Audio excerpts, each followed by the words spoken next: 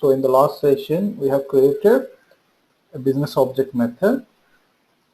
So we have created a business object.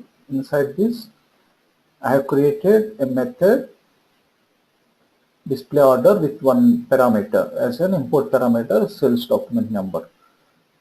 And inside the method, select the method and go to program.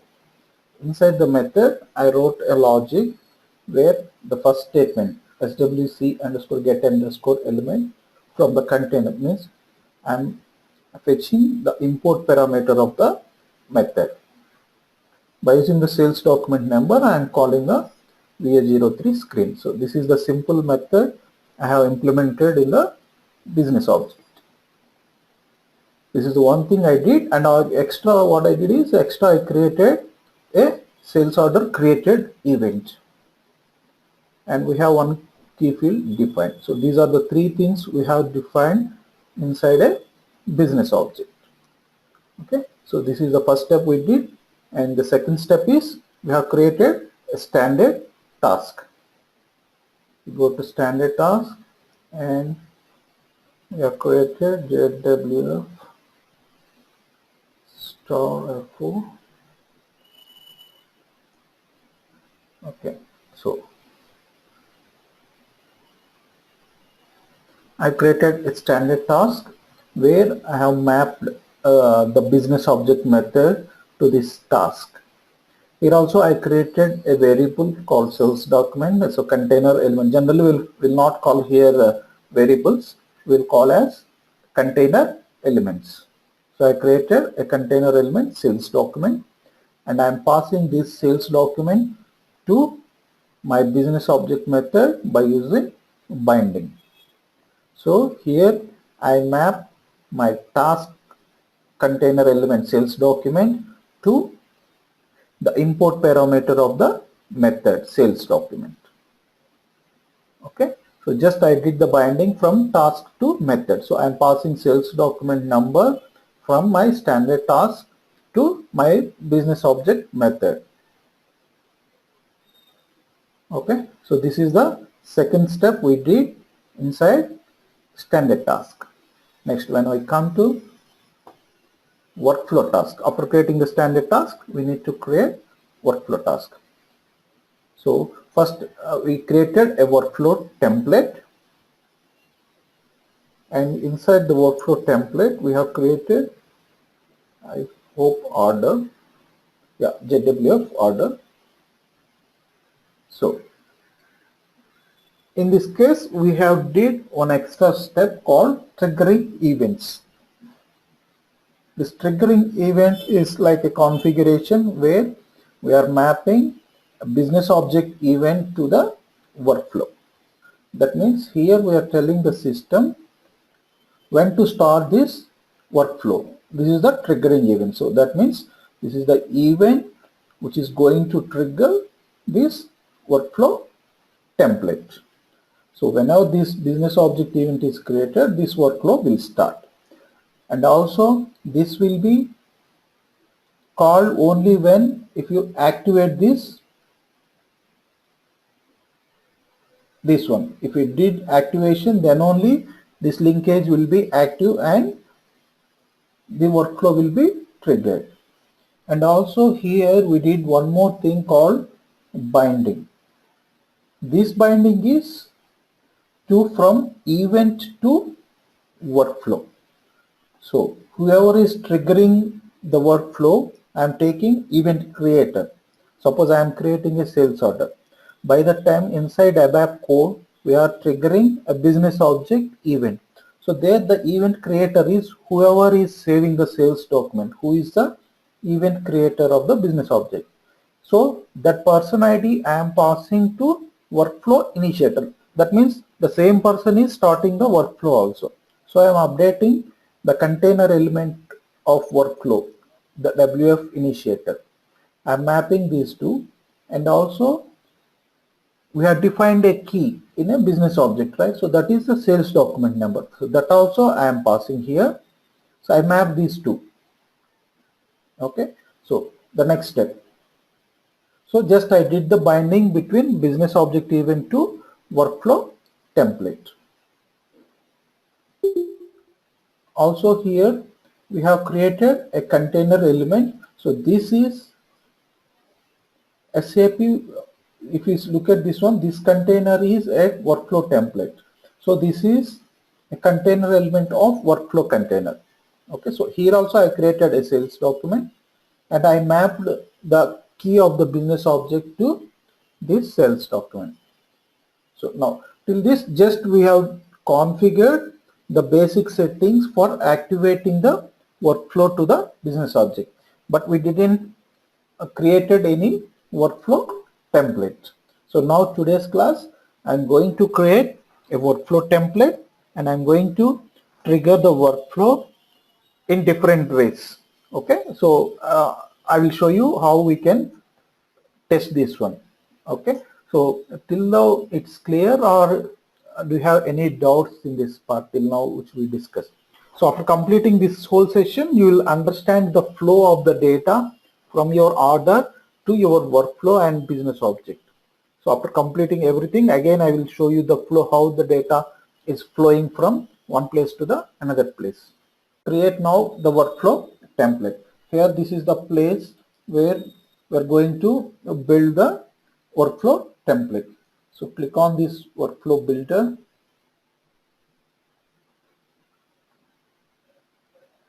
Okay. See, this is the graph where this is actually the workflow template looks like. Also, you can, by seeing this, you can feel like it's like a flow chart.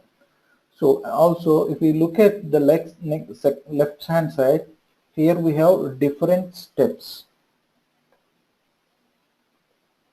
Okay, so here we have activity, web activity, send mail, user decision, conditions, event creator, wait, container operations.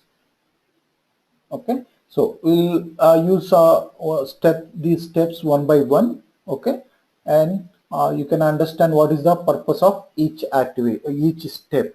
As per our requirement, we need to know which step we need to include in our template. Okay, so in our current scenario, I am taking this step into our workflow template. Okay, so here the white color symbol is there, right? That means this is undefined step. So we want to we are going to define the step. Okay, so just right click here and create. So I'm going to create a step. Now here it is asking for which step you want to, what is the type of the step you want to include. So now here I am going to include activity. See, after this it is asking some information about the activity. Okay, so we'll go in detail about this activity now. So in the activity, if you look at here, it is asking for task. What is the action for this activity? So this task we have already defined in PFTC as a standard task. So I'm going to give that task here. Okay. Next, we will go to these additional things like latest start, latest and request start. These are the deadline monitoring tabs. Okay, so this we will see when we go for the monitoring the work items. Okay, in this current example, we'll look for, and also we have outcomes. This also will come when we are going to use the other steps like fork we have and user decision. In that case also we can go for the outcomes. We'll see later. Now in the current example, I am going to give the task. Here the task you can copy from there, or here you can go for F4 help, because you cannot remember that number, right? So directly you can identify by using here the F4 help. So here you can give the business object number and the method. Method is display order. If you give these two and if you click find, it will give you the tasks which are assigned with this business object method. So I got the task number and double click. So this is the task. When I click enter, system will ask for the binding. Default it will generate based on the type matching. I will show you. Just I am pressing enter here. So look at here. So system is generated based on the type. You can keep as it is. If you want, you can remove also. You can say I don't want, and you can do yourself also. Okay, I'm closing this one, and if I want to do binding, now we can give whatever we want and whatever we want to bind to task. Okay, in the task what I have defined a sales document as a container element. If you look at here, so this is the workflow container where I have defined an additional container element at workflow level. This is the container elements of my task step. Okay, so now here I am mapping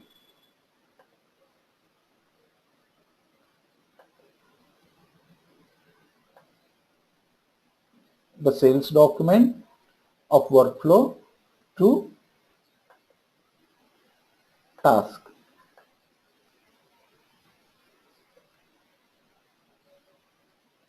Okay, so this is the second time we are doing the binding from workflow container to the task container.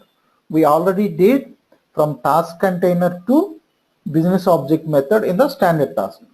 So the sales document will flow from here to task and again from task to method where we wrote the actual logic to display the sales order.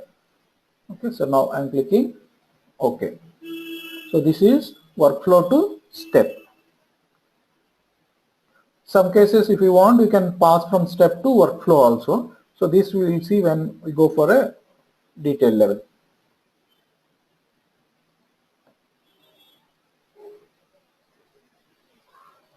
Okay, so now I did the binding also. So now the important thing is agent.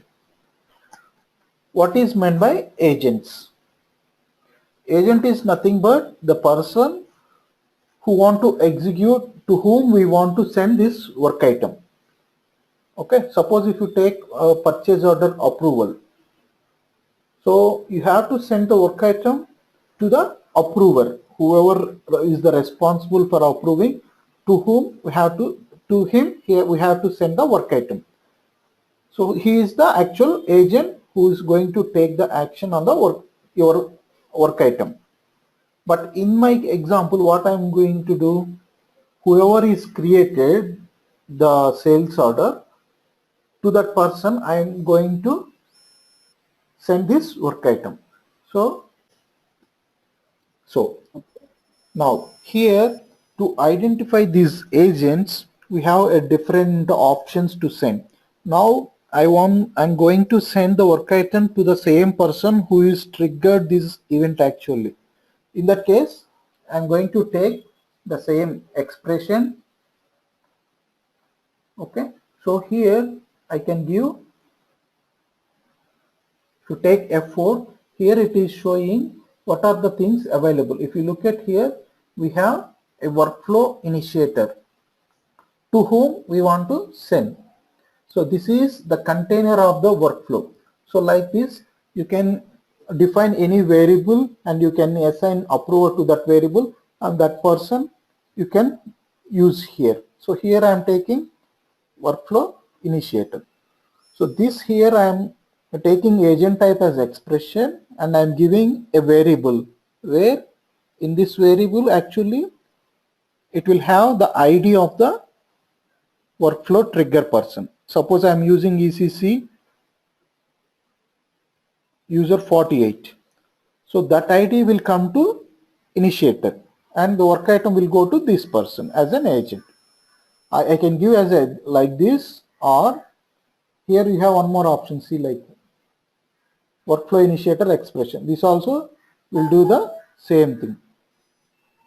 Okay, so this is the two things. Next we will see. Suppose if I want to give user, I have to forcefully write here. Oh, sorry, task.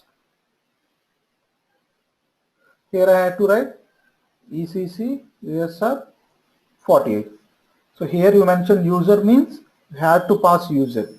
If I mentioned expression means it should be a variable.